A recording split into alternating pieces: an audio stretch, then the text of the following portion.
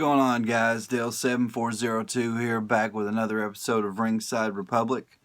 We're going to be going over Smackdown Live, November 20th, live from Los Angeles, California. But before we get into all that, we hit something of a small milestone here on the channel.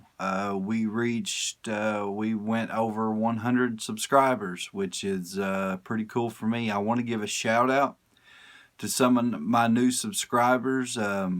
First video, John, correct me if I'm wrong, sorry if I butcher this name, but Sylvia Staint, John Sylvia Staint.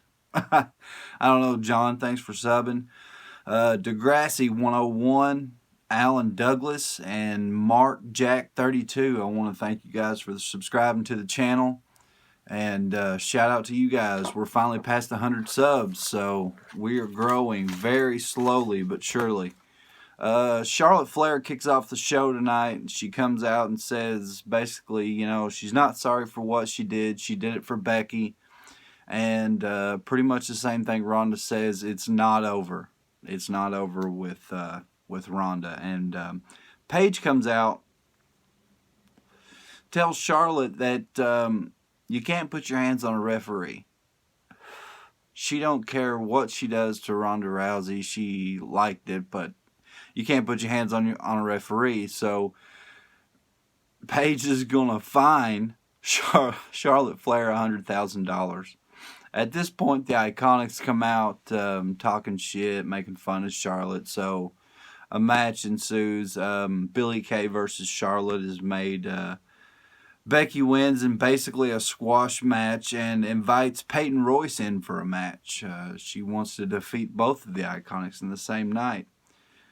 During this match, Billie Kay interrupts, causing a DQ, leading for Charlotte to get the win. And Charlotte basically gives the Iconics a beatdown after the match. We're definitely seeing a more aggressive side of Charlotte. I think that she's going to be, we're going to be seeing a lot more of this, and it's probably going to escalate very quickly with Charlotte and her newfound aggression. Miz TV, we got a Miz TV segment, and I gotta say, the people of LA love the Miz. I mean, this motherfucker is getting rich. These fucking Marine movies that suck. He's got this fucking reality show now that has already been picked up for a second season. People seem, I don't know, the morons, pop culture seems to love it. But LA loves the Miz is the point. His guest for the show is Shane McMahon. He's kissing Shane's ass. He's he's sucking up to Shane, basically, and says that he wants Shane to join him in a tag team. He wants to form a tag team with Shane McMahon. Shane says no, I don't, you got your thing, I got my thing, but Shane basically says no. Miz has got two jobbers from LA lined up to come out and face him in a match. So it's Shane and the Miz, which Shane obviously doesn't have but stand ringside and applaud the Miz. But one of these jobbers, I can't remember their names, nobody does, nobody ever will, but gets a roll-up pin on the Miz and a win. So the newly formed team of Shane and the Miz lose their first match. Next, we got one of these typical fucking stupid, pointless waste of time holiday gimmick matches. They called it a Thanksgiving fight feast or feast fight or some kind of bullshit. It's the New Day versus the Bar and the Big Show. And the New Day end up winning it. It's basically just fucking turkeys and mashed potatoes and cranberry sauce all over the place. Fucking Big E shoves his hand up a turkey's ass and hits fucking Sheamus with it for the win. It was basically just a fucking like I said, another one of these gimmick fucking holiday matches that are stupid and a waste of time. It's not entertaining, and it's just, it's pathetic. We got Sonya Deville and Mandy Rose versus Naomi and Asuka, which the match is what it is. Sonya Deville and Mandy Rose are, the cracks are forming in their friendship and their team or whatever. So Naomi and Asuka get the win. We got Daniel Bryan coming out. Now, Daniel comes out talking in the third person, acting really sort of strange, and he's trying to, I don't know if he's trying to explain his actions, or basically he's making his inaugural heel speech. You know, he's officially turning heel for the audience in Los Angeles. Now, during this speech, Daniel Bryan keeps making references to this hyperbaric chamber. Like somehow he, during these sessions of, during these times where he was in the hyperbaric chamber, he was reflecting on the new person that he was going to become and how he's moved on, calling all the people idiots and calling them fickle, and talking about this fucking hyperbaric chamber. And he talked about how his plan for Survivor Series was to let Brock Lesnar beat the weakness out of him. And he says that the Yes Movement is dead, and we've got an official Daniel Bryan heel turn. Finally, the main event of the night, been building towards it all night. Ray and Randy Orton both doing backstage promos. Rey Mysterio versus Randy Orton. This was basically just a typical match. Randy tearing at the mask of Rey Mysterio, something that we've seen many times before.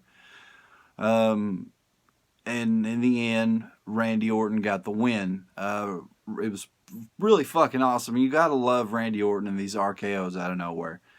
Rey Mysterio goes for a baseball slide under the bottom rope to the outside. Randy Orton catches him for a fucking RKO out of nowhere, rolls him in the ring, tears the mask a little bit more, and gets the win.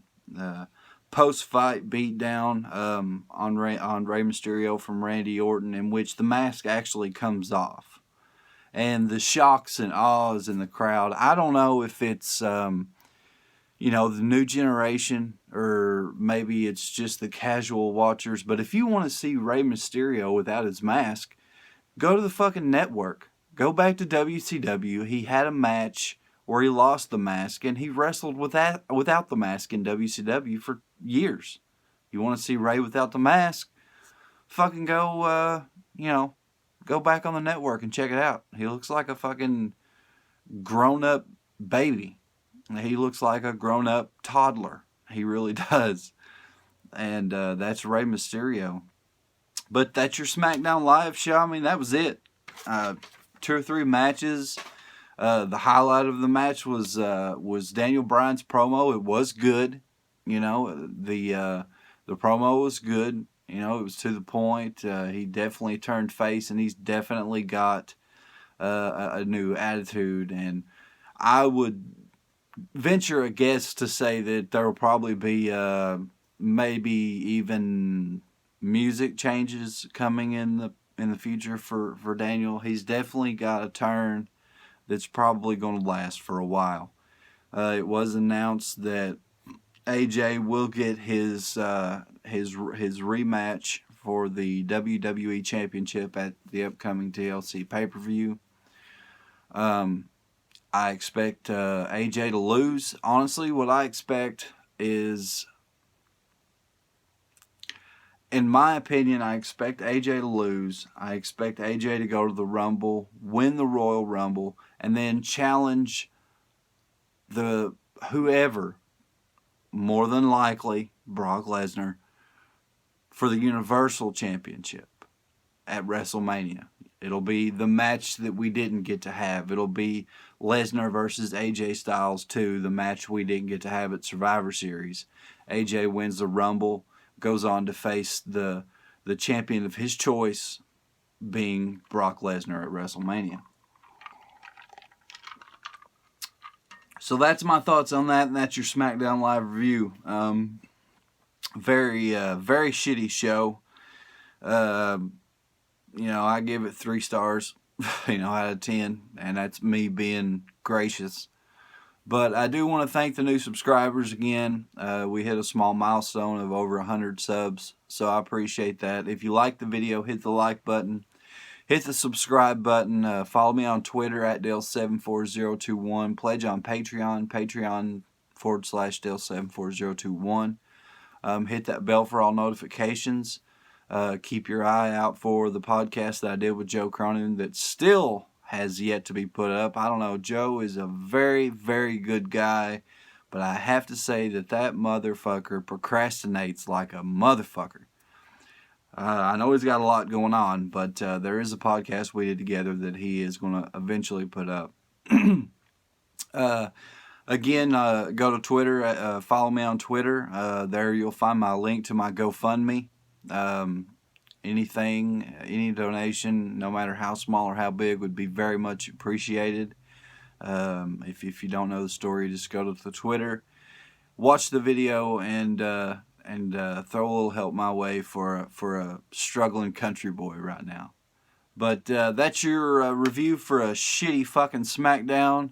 I'll probably do I don't know what's going on with Starrcade. I don't know what this is going to be. They announced a bunch of matches for it, but they said that they were going to stream something separate. The way that they explained it tonight was very confusing. So I'm not sure what Starrcade's going to be. If it turns out to be anything noteworthy, I'll do a review on it. If not, I guess we'll see you guys if there's any breaking news this week. Thanks for watching. Have a good one, and we'll see you next time.